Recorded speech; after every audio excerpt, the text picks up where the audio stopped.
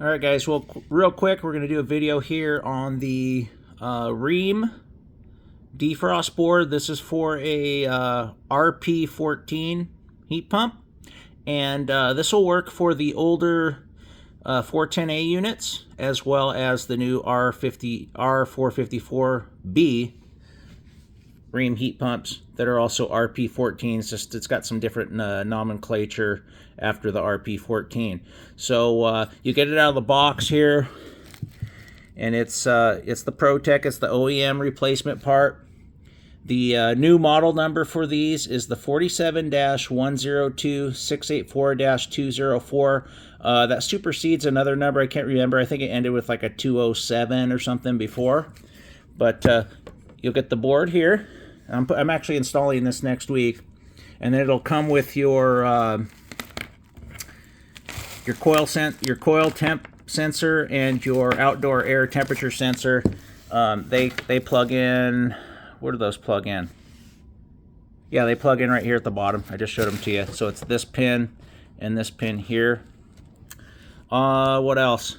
Well, I'm going to show you. It's easier if so take a look at this board. Let me show you all the terminals. You got your CC and your Y. I'll tell you what that is. HPC. You got the LPC. You got the RV, B, and C. We got your two sensors like I just showed you. And then we got our low voltage thermostat wiring, YBDRC. Term temp, I'll tell you what that is. You got your test. We know what that is. Got a little diagram. I'll tell you what your diagnostics will be. And then the only 120 volt terminals on the whole thing are your fan terminals, and I'll show you what those do. But yeah, it's pretty easy. It's actually really easy if you look at the back side of these boards and you can kind of follow all the connections and you can see what they do. But I'm going to show you here on the whiteboard. Hold on a second here.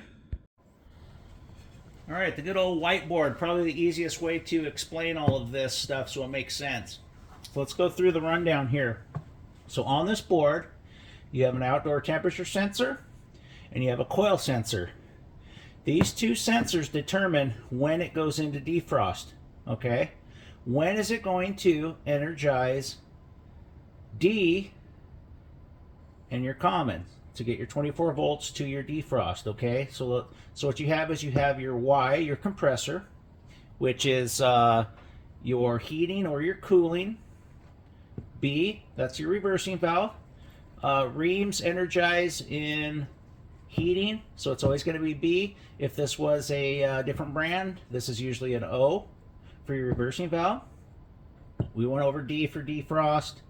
You have your 24 volts hot, which is your R, your 24 volts common, and then you have a jumper here. There's a jumper pin here. That's your termination temp on your defrost. You can set that to whether it's going to terminate your defrost at 50 degrees up to 80 degrees. I usually just leave that in the factory setting, and I can go over with you why you would change that. Then you also have your CC and Y. Basically what this is this is your signal telling the unit to kick on. Goes through your safety switches back to this terminal if it makes all those switches. What are those switches?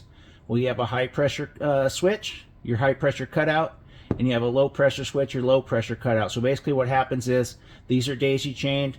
It comes in at Y. When you get a signal from Y, it's going to energize 24 volts here, and it's going to go boom, daisy chain, and then it's going to come back to CC. As long as these are closed, they're not open, they're not tripped, you'll get your power to your compressor and you'll have your heating or cooling as needed. This is your reversing valve, so whenever there is a call on B for heating, it's going to energize your reversing valve. So there's a series here where this connects to your reversing valve here. This is just the common, which is constant. You're always going to have this energized from your common there. So whenever there's a call for heating, that's going to power your RV on your reversing valve. What else? Okay, so you got your Make sure my phone didn't fall there. Yeah, it's looking good. The only thing that's 124 volts, these are all 24 volts. Everything here is 24 volts. The only thing that's 124 volts on the board is your fan. And why is that important? Because your fan is 120 volts, right? Or it's 240 volts, I should say. So I did that wrong. This is 240. So that's hot. You have basically two hots, 220 volt legs. Sorry about that.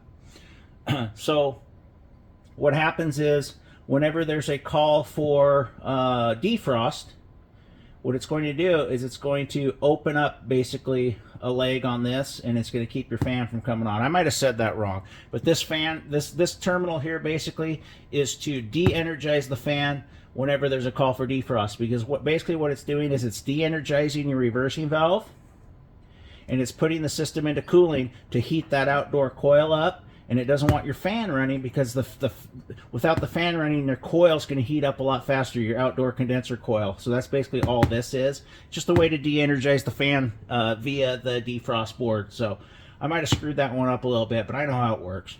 If you need more clarification, let me know. But there's an internal transformer on the board that will convert that, so you know, you got the proper voltage to the fan, or what I should say is the proper voltage not to the fan whenever there's a call for defrost. So that's basically how this works. I don't think there's anything else to tell you on it. Let me know if you got any questions, if I fucked something up.